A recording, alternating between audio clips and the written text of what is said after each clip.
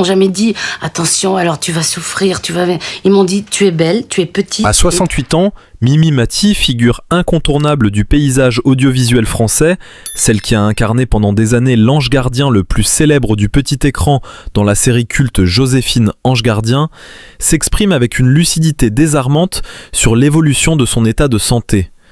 Une vérité intime, fragile, mais assumée avec une dignité qui impose le respect. C'est à l'occasion de la promotion d'un nouvel épisode diffusé sur la RTBF le 6 juillet que l'actrice a accepté de se confier aux médias Sudinfo. Une interview attendue, scrutée, presque espérée par un public profondément attaché à cet artiste hors norme. Mais personne ne s'attendait à une telle franchise. Mimi Mati ne contourne rien. Elle ne maquille pas la réalité, elle la regarde en face. Elle parle de son corps, de ses limites, de ses difficultés de déplacement devenues aujourd'hui un défi quotidien. Elle ne cherche pas à dramatiser, mais elle ne minimise rien non plus. « Je rencontre de grandes difficultés pour me déplacer », confie-t-elle, avec cette honnêteté brute qui a toujours fait partie de son identité publique. Et derrière ces mots, il y a tout un univers invisible, les efforts, les adaptations, les ajustements permanents d'une vie qui continue malgré tout. Pourtant, rien ne semble pouvoir éteindre la flamme artistique qui l'habite.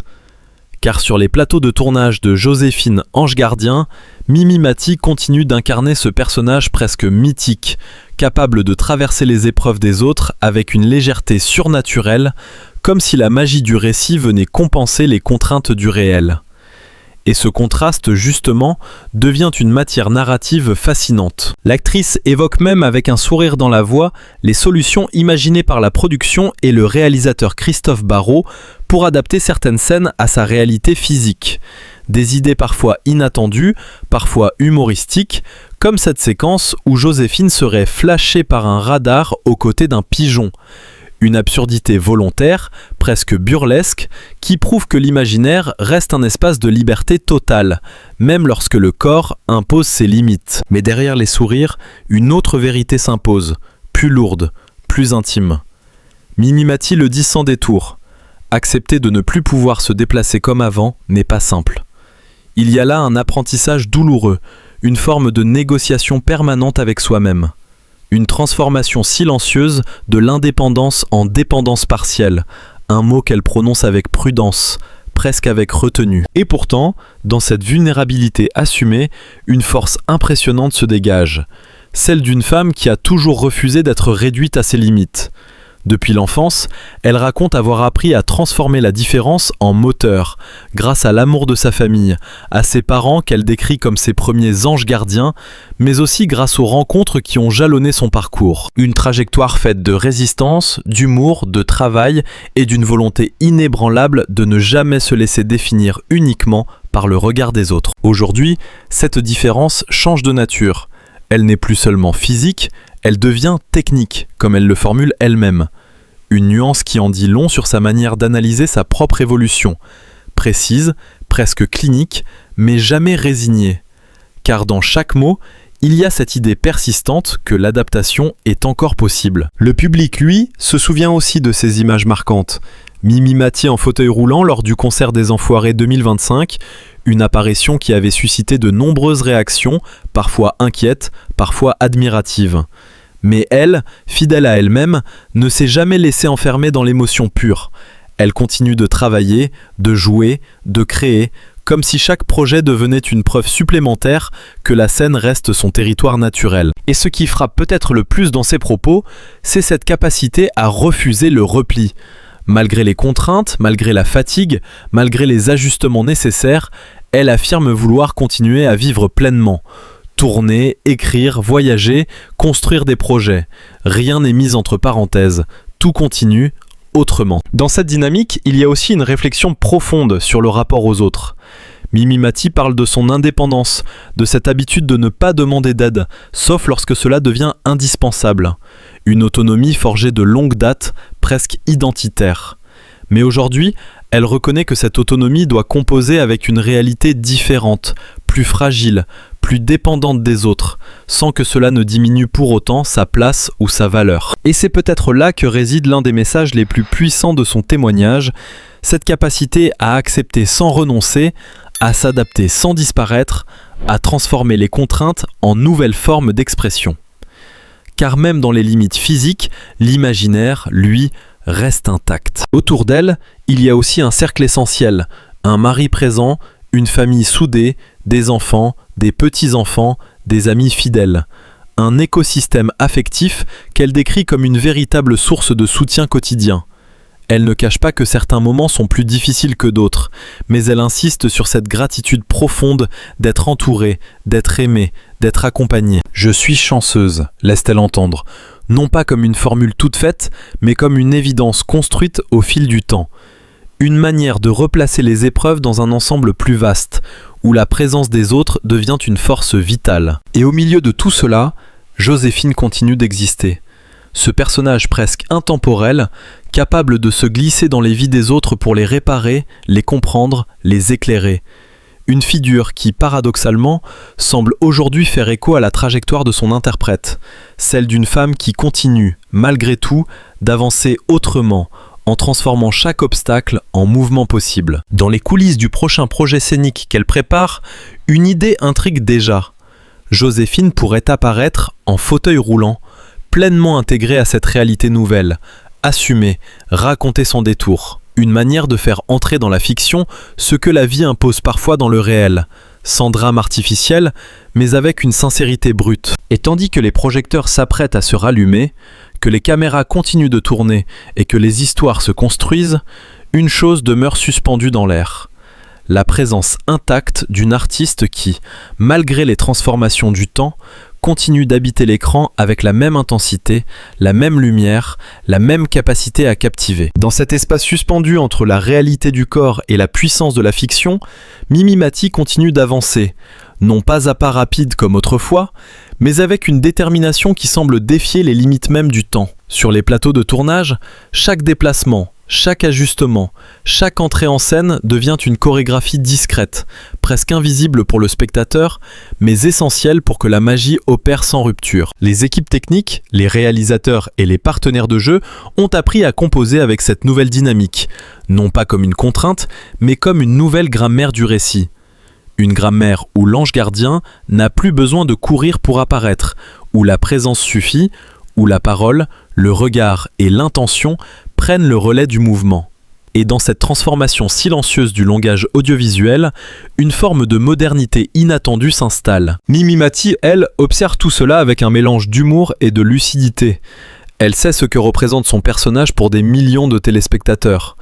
Joséphine n'est pas seulement une héroïne de fiction, elle est devenue une figure rassurante, une présence familière, presque un repère émotionnel dans le paysage télévisuel. Et c'est précisément pour cela que chaque nouvel épisode prend une dimension particulière, comme si la frontière entre l'actrice et le personnage devenait plus fine, plus sensible. Dans les discussions avec les scénaristes, de nouvelles pistes émergent. Loin de masquer la réalité, certains choix artistiques cherchent au contraire à l'intégrer avec intelligence. Joséphine pourrait ainsi évoluer dans des situations où la mobilité n'est plus un élément central de l'action, mais où l'ingéniosité, la présence et l'écoute deviennent les véritables moteurs de l'intrigue. Une manière subtile de transformer une contrainte physique en levier narratif puissant. Et pendant que ces idées se construisent, Mimi Mati continue d'assumer ses autres engagements. Les plateaux de télévision, les émissions spéciales, les projets d'écriture, les apparitions publiques, tout cela s'organise différemment, avec un rythme ajusté, mais sans disparition. Elle refuse l'effacement.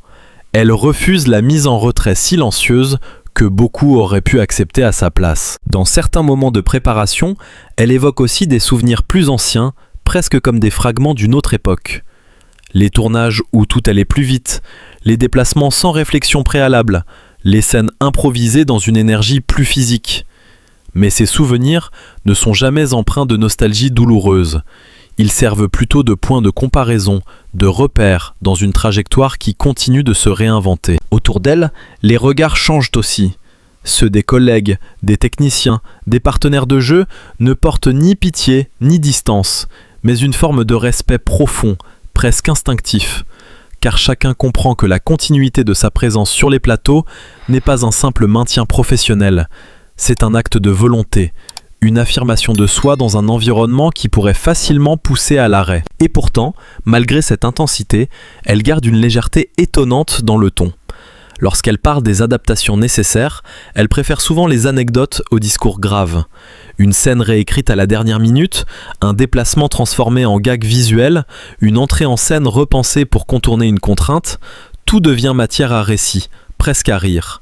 Comme si l'humour restait son outil principal pour absorber les chocs du réel. Mais derrière cette légèreté, une autre réalité continue de s'imposer. Celle d'un quotidien où chaque geste demande plus de préparation, plus d'anticipation, plus d'énergie. Une réalité qu'elle ne dramatise pas, mais qu'elle ne dissimule plus. Elle la nomme, simplement, comme une donnée intégrée à son présent. Dans sa manière de parler, il y a aussi cette volonté constante de ne pas réduire son existence à cette évolution physique. Elle insiste sur le fait qu'elle reste une femme de projet, une artiste en mouvement, une personne engagée dans plusieurs directions à la fois. Le théâtre, l'écriture, la télévision, les rencontres publiques. Rien n'est exclu, rien n'est définitivement fermé.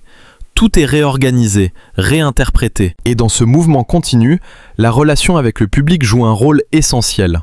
Chaque apparition est accueillie avec une attention particulière, presque affective. Le public ne regarde pas seulement une actrice, il retrouve une présence familière, une voix connue, une énergie qui traverse les années. Cette fidélité silencieuse devient elle-même un moteur, une forme de dialogue invisible qui accompagne chaque nouveau projet. Dans les coulisses, on parle aussi de cette énergie unique qu'elle apporte sur un plateau. Une énergie qui ne dépend plus de la vitesse des gestes ou de la mobilité, mais de l'intensité de la présence. Certains techniciens évoquent cette capacité à transformer une simple scène en moment fort simplement par le regard, par la précision du ton, par l'humour placé au bon endroit. Une présence qui ne s'est pas affaiblie, mais qui s'est déplacée vers d'autres formes d'expression. Et c'est dans cette transformation que l'univers de Joséphine, ange gardien, continue de se redessiner. Chaque épisode devient un terrain d'expérimentation, une manière de réinventer la narration sans trahir l'essence du personnage. La magie reste là, mais elle s'adapte, elle évolue, elle se glisse dans de nouvelles configurations où l'imagination prend le dessus sur la contrainte. Dans les échanges avec les proches, une autre dimension apparaît également, celle de la vie personnelle, discrète mais solide, faite de rire, de routine, de présence rassurante. Un équilibre fragile parfois, mais suffisamment fort pour permettre de traverser les journées les plus exigeantes. Et dans cet équilibre, chaque détail compte, chaque soutien devient essentiel. Chaque moment partagé prend une valeur particulière. Rien n'est figé. Tout continue de se déplacer, de se transformer, de s'ajuster. Même les projets les plus anciens prennent une nouvelle signification, comme s'ils étaient relus à la lumière d'une réalité différente.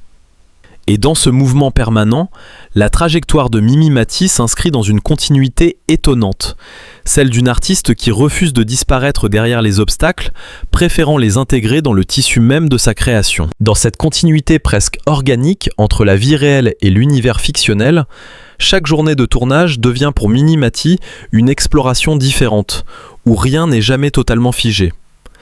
Les plateaux ne sont plus seulement des lieux de performance, mais des espaces d'adaptation permanente où chaque détail est pensé, ajusté, réinventé avec une précision presque artisanale. Et pourtant, au cœur de cette mécanique complexe, l'énergie artistique demeure intacte, vibrante, presque insolente face au temps. Les caméras s'allument, les lumières se stabilisent et Joséphine reprend vie.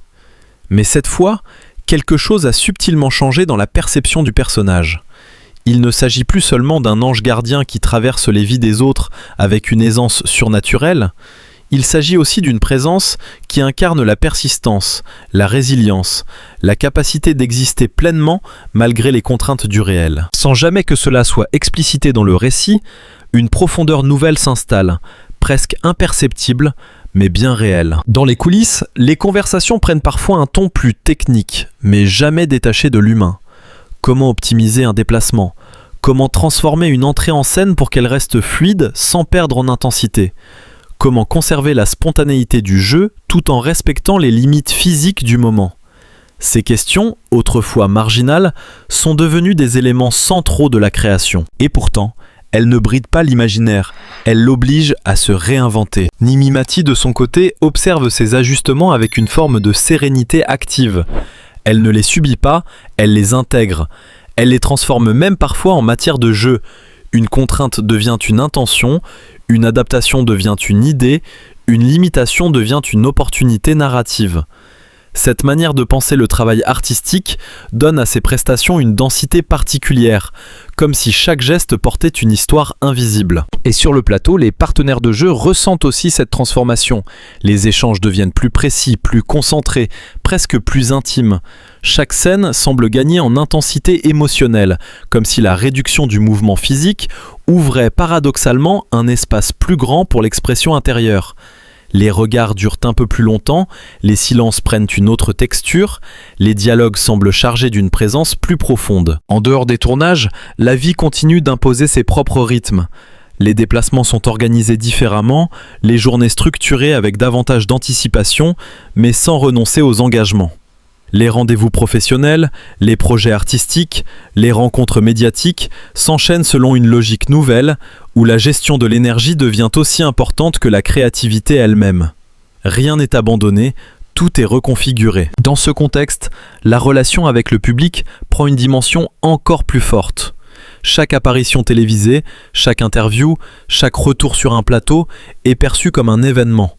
Non pas parce qu'il y aurait une fragilité exposée, mais parce qu'il y a une continuité affirmée. Une continuité qui rassure, qui intrigue, qui touche. Le public ne regarde pas seulement une carrière, il accompagne une trajectoire humaine en mouvement. Et dans cette trajectoire, les mots de Mimi Mati résonnent avec une clarté particulière lorsqu'elle évoque sa manière d'aborder les choses. Elle ne parle pas de renoncement, mais d'ajustement. Elle ne parle pas de fin, mais de transformation. Elle ne parle pas d'arrêt, mais de déplacement du possible. Chaque expression semble soigneusement choisie, comme si le langage lui-même devait suivre le rythme de cette nouvelle réalité. Les projets futurs s'inscrivent dans cette logique d'adaptation créative. Les idées de spectacle, les apparitions scéniques, les participations à des projets audiovisuels sont envisagées avec une liberté différente. Une liberté qui ne repose plus sur la mobilité physique, mais sur la capacité à imaginer autrement la présence, le rythme, la mise en scène. Et dans cette réinvention, une forme de modernité artistique se dessine. Dans certaines discussions, l'idée d'intégrer davantage cette réalité dans la fiction revient avec insistance. Non pas comme un élément central du récit, mais comme une nuance, une texture supplémentaire, une manière d'enrichir l'univers sans le transformer radicalement. Joséphine pourrait ainsi évoluer dans des situations où l'essentiel ne repose plus sur le déplacement rapide, mais sur l'intelligence émotionnelle, la parole juste, l'écoute active, la capacité à comprendre avant d'agir. Et dans ces perspectives, une autre dimension apparaît encore, celle de la transmission. Mimi Mati devient, au fil du temps, une figure qui incarne non seulement un personnage populaire, mais aussi une forme de persévérance artistique. Une manière de montrer que la création ne dépend pas uniquement du corps, mais aussi de la volonté, de l'imaginaire, de la capacité à se réinventer face aux contraintes. Autour d'elle, les équipes techniques continuent d'innover, de chercher, d'expérimenter. Les solutions ne sont jamais définitives, elles évoluent en permanence, au rythme des besoins du tournage. Une scène peut être repensée à la dernière minute, une intention peut modifier entièrement une séquence, un simple ajustement peut transformer l'atmosphère d'un épisode entier. Cette flexibilité devient une force collective. Et dans cette dynamique, le temps semble suivre une logique différente.